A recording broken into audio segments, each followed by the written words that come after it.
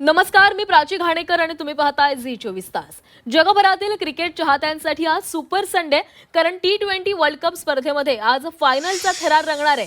तब्बल 1 महिना आणि 55 सामन्यांनंतर T20 वर्ल्ड कपचा जगज्जेता कळणार आहे। अहमदाबाद इथल्या नरेंद्र मोदी स्टेडियमवर भारत आणि न्यूझीलंडचे संघ फायनलमध्ये आमने-सामने येणार आहेत। तिसऱ्यांदा T20 वर्ल्ड कप जिंकण्याच्या इराद्याने टीम इंडिया मैदानामध्ये उतरेल, तर न्यूझीलंडही पहिला T20 वर्ल्ड कप जिंकण्यासाठी आतुर दिसतेय।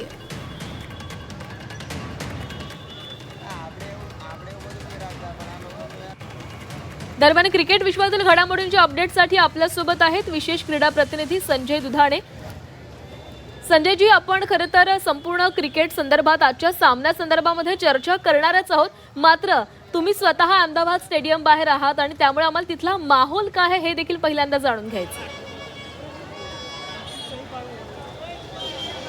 खरं तर काही तासावर भारत आणि न्यूझीलंडचं T20चं महायुद्ध इथं रंगणार आहे आणि तुम्ही बघू शकता सगळा माहोल हा क्रिकेटमय झालेला आहे।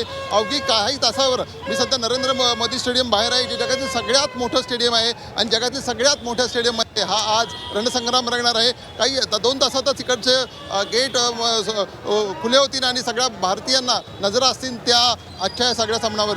मी कॅमेरामॅनला विनंती करतो की त्यांनी हा सगळा माहोल दाखवा। आपण बघू शकता संपूर्णपणे तिरंगाबाई माहोल आहे, त्यामुळे आजच्या या सामन्याकडे सगळ्या जगाचं लक्ष आहे। आणि सगळ्यात महत्त्वाचं म्हणजे आज जी बॅटिंग लाईन आपली सेम राहणार आहे, त्यामुळे धावांची बरसात या नरेंद्र मोदी स्टेडियमवर पाहायला मिळणार आहे। निश्चितच इकडच्या नरेंद्र मोदी स्टेडियमचा जो जुना इतिहास आहे कटू आहे, पण हा सगळा कटू इतिहास सगळा विसरून भारतीय संघ सज्ज झालेला आहे। काल बजरंगबलीचं दर्शन सूर्यकुमार आणि हार्दिक पांड्याने घेतलं आहे, त्यामुळे निश्चितच एक मोठ्या शक्तीसह मोठ्या विजयासाठी पूर्णपणे ठाम निश्चय केलेला आहे सूर्यकुमारनी की आजचं हे नरेंद्र मोदी मैदान गाजवायचं। निश्चितच भारतीय संघाची बॅटिंग लाईन पाहिली तर ती प्रचंडपणे तुफानी आहे, पण दुसरीकडे संजू सॅमसनला तेवढाच एक तगडा समोरचा फलंदाज आहे, तो म्हणजे ॲलननी ज्या रीतीने 30 चेंडूमध्ये 100 धावा केल्या होत्या ते पण भारतीय विसरले नाही। त्यामुळे आज रनांची बरसात, कमीत कमी 400 ते 450 धावांचा पाऊस इकडे आज नरेंद्र मोदी स्टेडियमवर पडणार आहे। पण निश्चितच गोलंदाजांकडे पण सगळं लक्ष आहे। एक थोडीशी अशी एक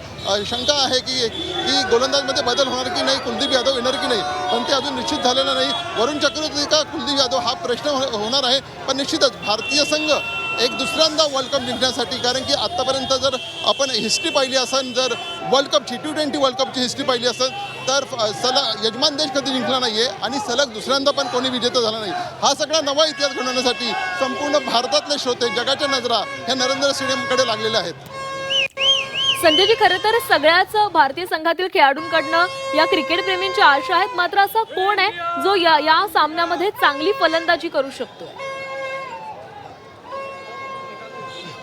निश्चितच आपण जर ज्याप्रमाणे संजूनी 2 मॅचेस खेळलेले आहेत त्याचा स्ट्राईक रेट 200च्या वरती आहे, त्यामुळे आजच्याही सगळ्यांच्या नजरा ज्या राहणार आहेत ते संजयकडे असणार आहे। संजय उवाचे असं म्हणायची वेळ आली आहे, कारण की जेव्हा T20 वर्ल्ड कपला सुरुवात झाली होती, खरं तर संजू सॅमसन बाहेर होता, त्यानंतर सुपर 4च्या निमित्ताने त्याचं पुन्हा एंट्री झाली आणि ज्या रीतीने संजू सॅमसननी 200च्या रन रेटनी धावा केल्यात, खरं तर त्याचं कौतुक करावं लागेल। पण अभिषेकला सूर गवसला नाही, त्यामुळे आज अभिषेकला सूर गवसणं गरजेचं आहे। ईशान किशन आणि जी आपली नंतरची मधली फळी आहे, सूर्यकुमार असू दे, विशेषतः आपला मुंबईचा शिवम दुबे, त्यांनी मागच्या वेळेला खूप चांगल्या धावा केल्या होत्या, त्यामुळे आपले पहिले फलंदाज निश्चितच 200चा पल्ला गाठतील आणि एक धावांचा डोंगर आज इकडे नरेंद्र मोदी स्टेडियममध्ये पाहायला मिळेल। पण निश्चितच दुसरी जर आपण जर ह्याची बाजू पाहिली, न्यूझीलंडची किवी संघ पाहिला तर किवी संघही तितकाच फलंदाजीत मजबूत आहे, त्यामुळे एक असा डोळ्यांचं पारणं फेडणारा ऐतिहासिक असा सामना प्रथमच इकडे रंगणार आहे। जर आपण न्यूझीलंड आणि भारताचं आतापर्यंतचा रेशो बघितला तर भले न्यूझीलंडने आपल्याला वर्ल्ड कपमध्ये हरवलं असेल तरी गेल्या महिन्यात न्यूझीलंड संघ भारतात आला होता, आपण त्यांना हरवलेला आहे। त्यामुळे